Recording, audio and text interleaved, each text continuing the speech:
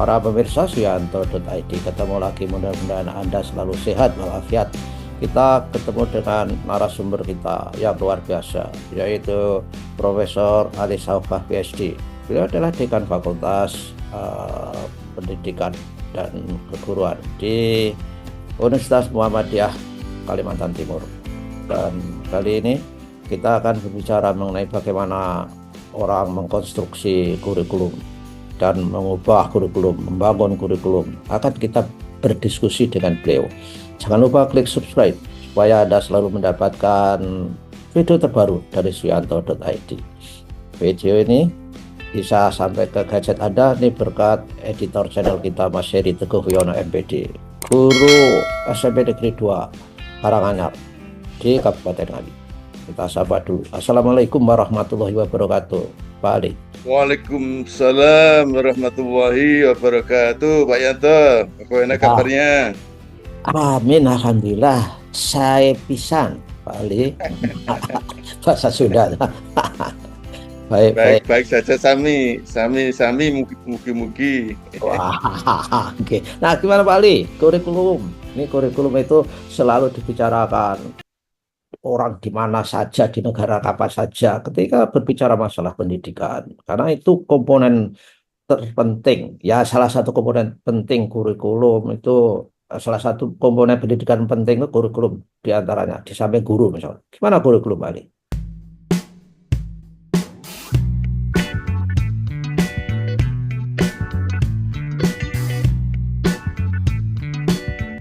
Iya, Pak Yanto, ini apa ya? Media ini adalah media kebebasan kita, kebebasan kita untuk berpendapat ya, Pak Yanto. Ya. Jadi kebetulan saya ya memang pernah juga ditugasi nongkrongi pengembangan kurikulum di Indonesia, pernah belajar tentang kurikulum waktu di Amerika. Ya, dasar itu saya gunakan sebagai basis untuk menyampaikan unek-unek begitu Pak Yanto. Jadi Ya. kalau kemudian dikira sudah ada kurikulum baru gitu, itu kan persepsi masyarakat ya. Jadi tampaknya persepsi masyarakat ini perlu diklarifikasi bahwa pada dasarnya secara keilmuan maupun juga etika itu kan Ya. ada dasarnya, ada dasar ketentuannya, yaitu bahwa kurikulum yang sudah berlaku itu bisa saja selalu dievaluasi untuk kemudian dilakukan perubahan, pergantian gitu. Jadi kalau ada anggapan masyarakat bahwa sekarang itu kurikulumnya bernama bla bla bla bla, saya kira itu tidak menyimak secara baik pernyataan yang mewakili Kemendikbudrismen bahwa eh, kurikulum yang sekarang berlaku itu masih perlu dikaji. Hasil kajian itu ekstremnya itu bisa kanan kiri Pak Yanto. Ya. Ekstrem kanannya itu tetap seperti itu kalau semuanya baik. Yang dilihat itu adalah bagaimana konsepnya, bagaimana implementasinya itu yang kanan, yang kiri ya hasil kajian itu maksud saya yang ekstrem kanan, ekstrem kiri, yang kiri itu ya berubah sama sekali. Tapi tentu kalau dilihat dari sejarahnya, pada dasarnya banyak irisan-irisan, Pak Yanto. Ya. Dari waktu ke waktu, jadi sejarah kurikulum kan sudah banyak juga. Tanya ChatGPT saja sudah keluar itu dari sejak awal kemerdekaan sampai sekarang itu kurikulum berubah seperti apa. Jadi kalau dilihat banyak irisannya dari waktu ke waktu. Yang menjadi persoalan itu sebetulnya pada implementasinya gitu. Jadi sekali lagi itu poin saya adalah mengatakan bahwa sekarang ini belum ada keputusan mengenai adanya kurikulum baru, masih perlu dikaji gitu Pak Yanto. Ya, ya, ya, ya. Saya melihatnya, kan berita itu kan bisa dilakukan apa ya, meta analisis ya. Itu jadi mengapa ketika menteri baru menyatakan deep learning misalkan saja, oh, itu dianggap, oh ini kurikulum baru, kurikulum baru. Ini kan dibalik apa situasi seperti itu mungkin orang itu euforia, ingin segera punya kurikulum baru gitu loh Pak Ali. Dan padahal sudah dinyatakan di mana-mana. Nggak percaya bahwa itu bukan kurikulum, itu pendekatan dalam belajar. Memang saya sepakat Pak Ali bahwa kajian itu harus ada. Tapi saya beri kesempatan saya untuk menyampaikan. Saya yang paling suka itu membaca buku tipis Ralph Taylor. Itu apa? Ya, Kurikulum Ralph Taylor, ya, kurikulum construction for kurikulum development for instruction kan kalau nggak gitu. ya, Ada tahun 4 pertanyaan untuk 1950-an membangun itu mungkin. kurikulum. Ya, pertama itu ya apa tujuan pendidikan yang ingin dicapai? What the purpose of school seeks to attain katanya. Kemudian yang kedua itu pengalaman belajar apa yang dapat membantu mencapai tujuan tersebut. Wah, ini implikasinya itu harus melakukan studi tentang peserta didik tujuan kemauannya apa. Jadi tidak seperti diberi suatu apa eh, suatu pengalaman yang seperti kaos kaki, one size fit for all misalnya saja. Kemudian bagaimana pengalaman belajar tersebut dapat dikoordinasi secara efektif.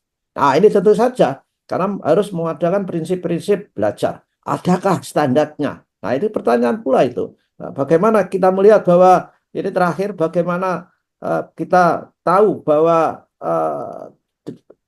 pengalaman-pengalaman, kita tahu bagaimana kita dapat menentukan apakah tujuan tersebut telah tercapai. Ini katanya evaluasi. Ini Assessment, ya. matang piaraan jenengan. Setelah ngomong ini evaluasi, perlu nggak UN? Nah, ini nanti kita diserang banyak orang. Kalau kita ngomong UN itu kadang-kadang musuhnya banyak kali sekarang ini.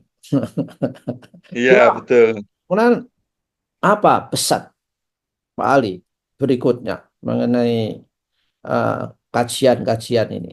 Apa yang harus dikaji? Ya, saya gini, pikiran saya itu kata kuncinya itu sustainability, ya, Ya. sustainability. Bagaimana agar kemudian sekarang dalam masa transisi kita sudah harus membayangkan nanti 5 tahun lagi kan ada transisi Pak Yanto. Ya. Jadi 5 tahun lagi pada waktu transisi jangan kemudian juga orang gemes ya dengan kurikulum yang mau di apa kembangkan oleh kabinet sekarang ini gemes ingin juga diganti gitu. Jangan sampai itu kemudian periodisasi 5 tahun sekali itu orang banyak gemes dengan kurikulum yang berlaku ya. Nah, bagaimana caranya menghasilkan kurikulum yang tidak menjadi gemes, membuat orang masyarakat gemes setiap 5 tahun sekali, Ya. sehingga yang betul-betul memang mapan ya. Salah satu pikiran saya begini Pak Yanto. Jadi ini pikiran nggak tahu ilmunya dari mana ya. Pikirannya itu gini, ada sesuatu, ada katakanlah bahan apa bahan ajar, bukan bahan ajar, bahasan Hmm. bahasan konten ya, yang kira-kira itu permanen. Jadi Hmm. misalnya sains itu katakanlah itu memang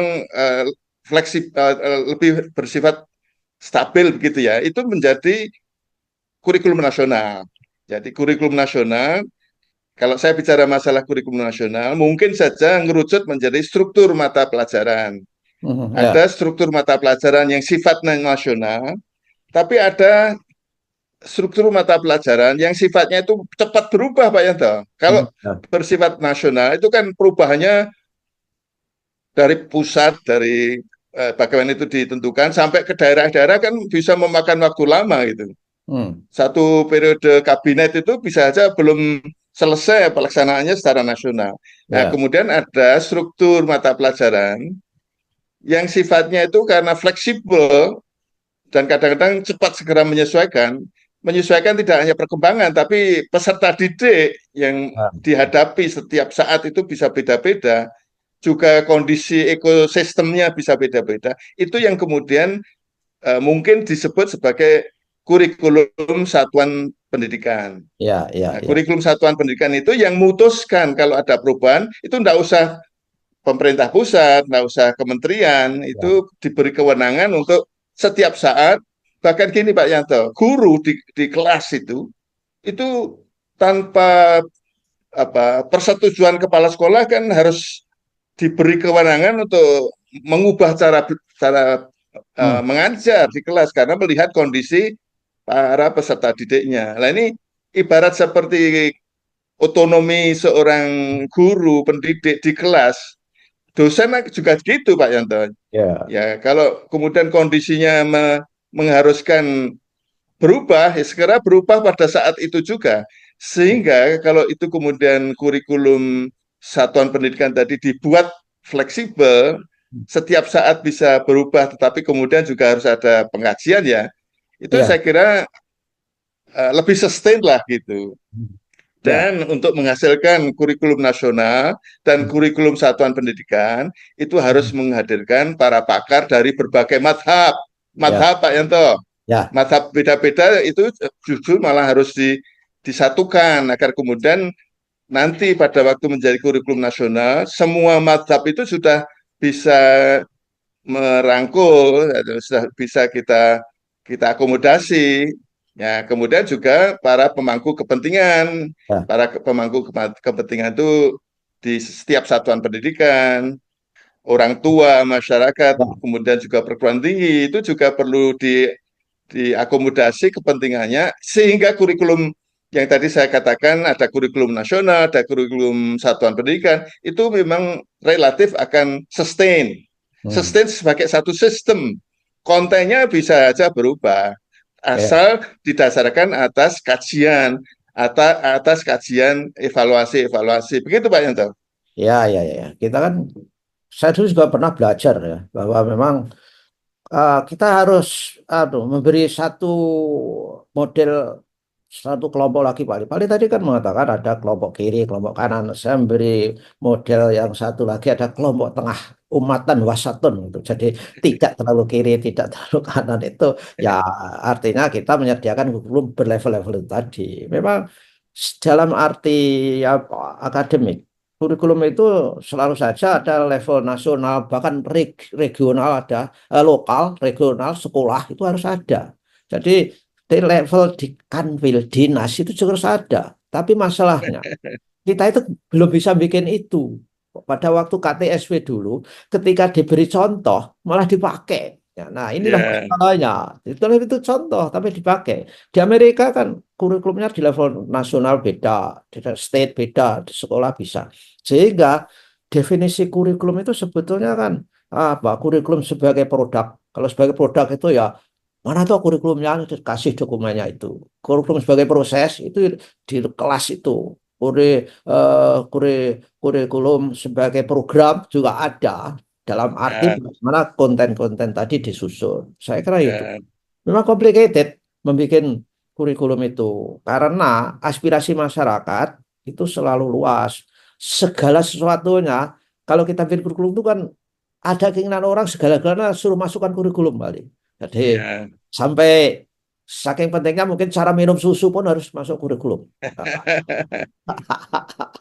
Ya, Yanto, saya ya, bisa punya waktu lagi ya 1-2 menit ya. ya, Ya, oke. Terakhir Pak Ali. yang belum banyak disinggung ya mengenai pemberdayaan masing-masing keilmuan, kelompok keilmuan Hmm. yang mendukung pelaksanaan mata pelajaran. Jadi misalnya kalau saya kelompok keilmuannya adalah eh, eh, pengajaran bahasa Inggris sebagai bahasa asing. Hmm. Ya, jadi kelompok keilmuan ini perlu diberdayakan. Jadi artinya kalau ada perkembangan masalah metode misalnya, itu serahkan sepenuhnya pada kelompok keilmuan.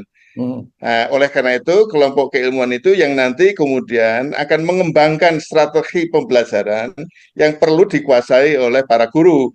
Jadi atasan atasan guru, ya acuan guru itu kelompok keilmuan. Ya, Jadi jangan sampai kemudian ada apa namanya strategi pembelajaran yang sifatnya nasional berlaku untuk semua mata pelajaran. ya. Hmm. Sehingga kemudian jadi ini ada jargon yang saya anggap penting ya.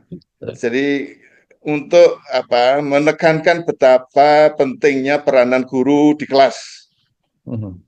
Ya, Kalau gurunya itu memang apa tidak dikembangkan dengan profesionalisme keilmuan yang mendukung mata pelajaran, dari segi keilmuan masing-masing mata pelajaran, maka kurikulum apa saja tetap tidak bisa dilaksanakan.